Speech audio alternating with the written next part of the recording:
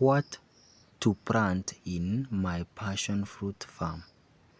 So there are reasons why intercropping is important, and some may be harmful than being beneficial.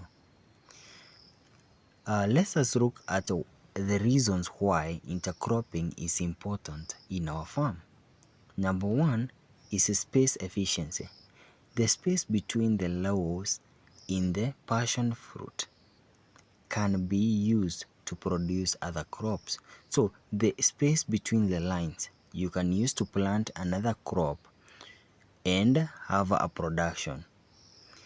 Then number two, we have a reduced soil erosion, especially in slope areas.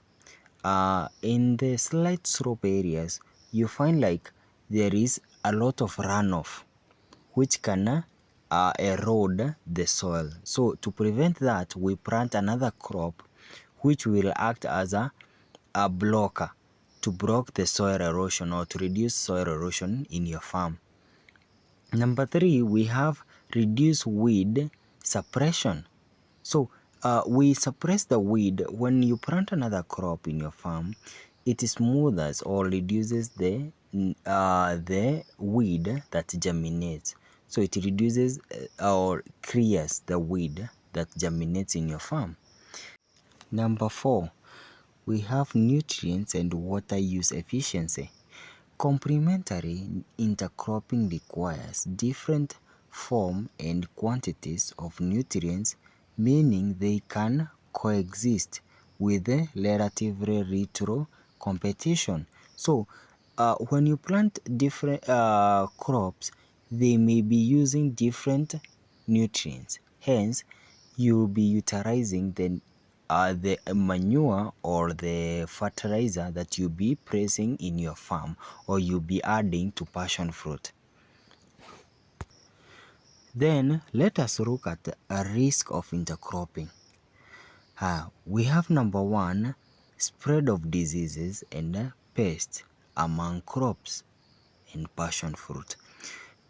Some of these crops, they share the pest and diseases. So you might find like some of the diseases, maybe you control a certain disease or a certain pest in a passion fruit, but since it can be, or the pest or disease can hide in the other crop which you are planting, it means that it will go back to your passion fruit, hence unable to control diseases and pests.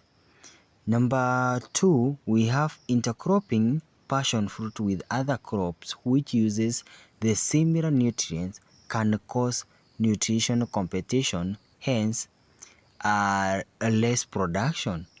For example, when you plant a plant like a sweet potato, which mainly consume almost similar nutrients to that of passion, this can cause high competition in nutrients and hence either lower quality of fruit and also less production in your vine.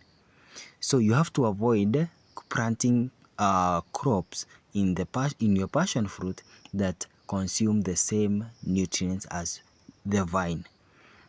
Number three, we have hiding ground for pests and rodents. So you may find like some of the crops that you plant may act as hiding places or they may attract rodents. For example, we have sugarcane, which is a very attractive, or it attracts most of the rodents like moles, and they may affect your passion fruit or attack your passion fruit.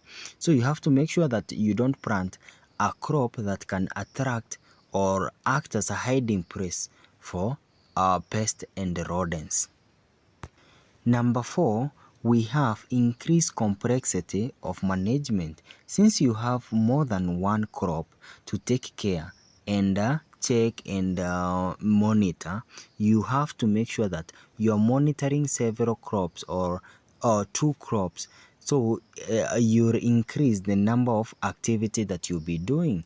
Hence, you may, or in some cases, you may neglect to do something to either your passion fruit or the other crop you're intercropping with.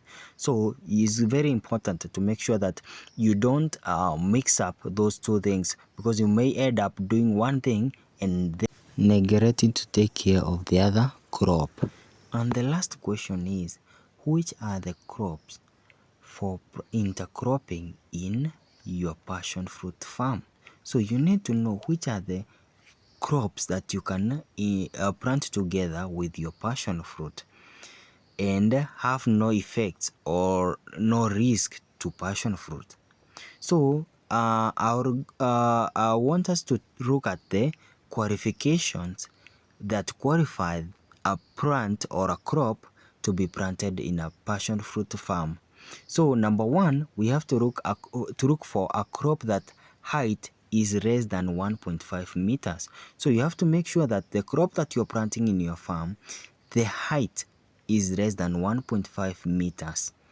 Then number two, you have to make sure that the crop has or that uses different type of nutrients from passion fruit. So you have to make sure that there is less competition in terms of nutrients that are used by passion fruit are not the same as the one that are used by the crop you're intercropping with. Number three, we also have a crop that has less susceptible or can be affected by pests and diseases, especially that affect passion fruit. So you have to make sure that the crop that you're planting is resistable to diseases, or it cannot transfer some of the diseases or pests to passion fruit. Number four, we also have to look for crop that have a less lifespan or maturity time. So you have to make sure that the crop that you are choosing has a less maturity time. For example, 3 to 6 months. You have to make sure that the crop that you're planting, it matures within 3 to 6 months, not beyond that. Number five, we also have to look for a crop that has easy movement into a farm. So you have to make sure that the crop that you're planting will not block or will not interfere with the movement in your passion fruit farm. So you have to make sure that the crop will not interfere with the normal operation of that farm. Then number six, you have to make sure that the crop that use the same chemical as passion fruit. So you have to make sure that the chemicals that you're using in the crop are the same chemicals that you use to control maybe pests or diseases in passion fruit.